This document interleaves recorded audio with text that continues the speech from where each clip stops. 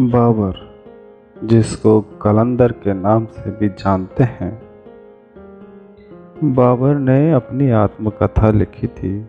अपने जीवन से संबंधित घटनाओं का उल्लेख तुजुक-ए-बाबरी नामक किताब में किया है। तुजुक-ए-बाबरी में जून 1504 से 1529 ईस्वी तक का वर्णन है, परंतु इसमें 1508 से 19, 1520 से 1525 और 1529 से 1530 ईस्वी तक की घटनाओं का वर्णन नहीं मिलता है। इस किताब में बाबर के एक चित्रकार का नाम भी आता है, जिसे बेहजाद कहते हैं। ये पूर्व का राफेल के नाम से भी प्रसिद्ध है। इसे बाबर का अग्रणी चित्रकार भी कहा जाता है। 26 दिसंबर 1530 ईस्वी को बाबर की मृत्यु के बाद उसे आगरा के नूर अफगान में दफनाया गया। इसे आज आराम बाग कहा जाता है। बाद में बाबर का अंतिम रूप से काबुल में दफनाया गया था। बाबर ने पानीपत में काबुली बाग की मस्जिद का निर्माण कराया। संभल यानी रुहेलखंड में जामा मस्जिद का निर्माण कराया। बाबर द्वारा काबुल में चलाए गए सिक्कों को शाहरुख नाम से जाना जाता है। खानवा के युद्ध में बाबर ने अपने सैनिकों से कहा था कि वो मुसलमानों को तमगा नामक कर से मुक्ति दे देगा। राजपूतों का सामंत चंदेरी का मेदनी राय, ये चंदेरी जो बुंदेलखंड में स्थित था, इस पर बाबर ने 20 जनवरी 1528 ईस्वी को आक्रमण कर दिया था। इसे चंदेरी का युद्ध कहते हैं और इस युद्ध में बाबर की विजय हुई थी। भरतपुर की रूपावास तहसील में एक खानवा स्थान है। यहाँ पर बाबर और राणा सांगा के मध्य 17 मार्च 1527 ईस्वी को युद्ध हुआ था। इसे खानवा का युद्ध भी कहा जाता है। इसमें बाबर ने गाजी की उपाधि धारण की थी, जिहाद का नारा दिया था। सांगा ने पाती परवण की राजपूती परंपरा को पुनर्जीवित किया था। प्रत्येक सरदार को अपनी ओर से युद्ध में शामिल होने का निमंत्रण दिया था।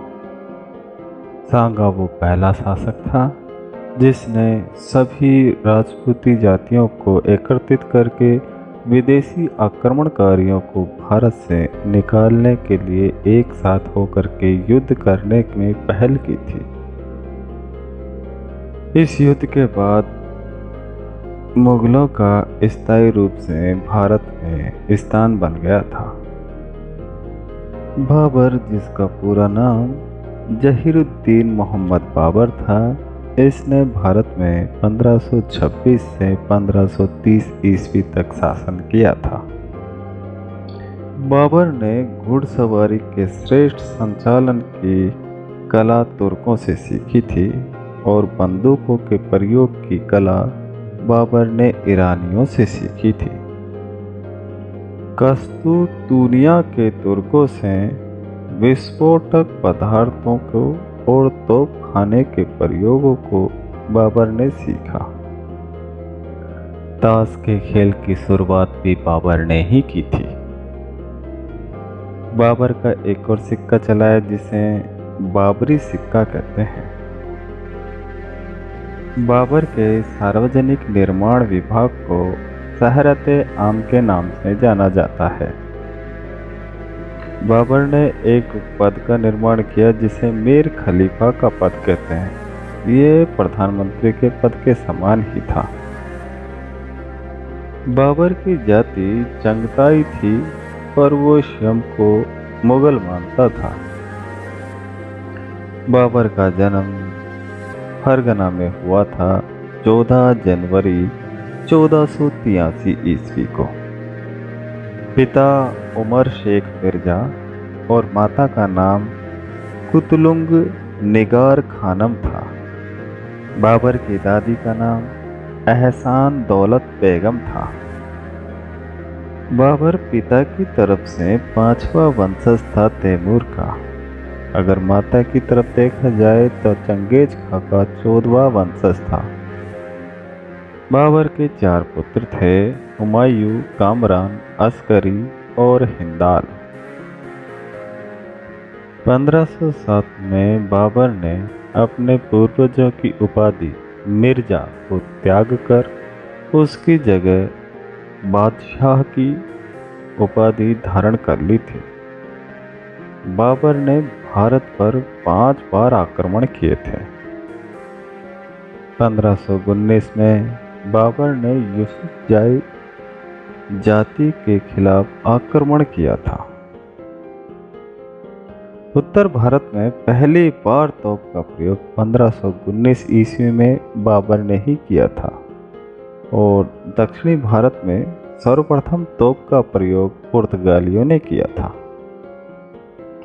1524 ईस्वी में पंजाब के सूबेदार दौलत खान ने इब्राहिम लोदी पर आक्रमण करने के लिए बाबर को भारत आने का न्योता दिया था।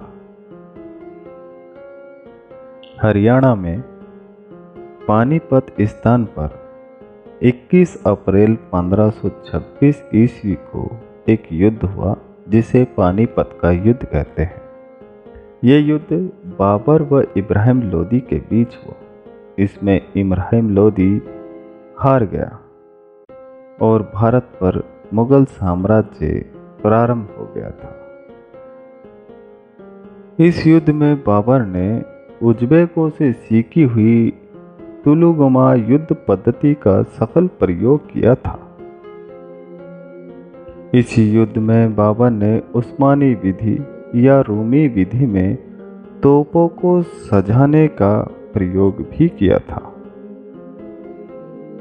इस युद्ध में बाबर की ओर से 2 निशानेबाज थे। उनके नाम थे उस्ताद अली और मुस्तफ़ा। इस युद्ध के बाद उन्होंने कलंदर की उपाधि धारण की थी। एक और युद्ध बाबर ने किया 1529 में, जिसको घाघरा का युद्ध कहते हैं। ये युद्ध बंगाल के शासक नुसरत शाह व अफगान शासक मोहम्मद लोदी के खिलाफ किया था। ये दोनों बाबर से हार गए। इस घाघरा के युद्ध में बाबर ने तोपखानों और नावों का प्रयोग किया। बाबर का घाघरा का युद्ध भारत में अंतिम युद्ध माना जाता है।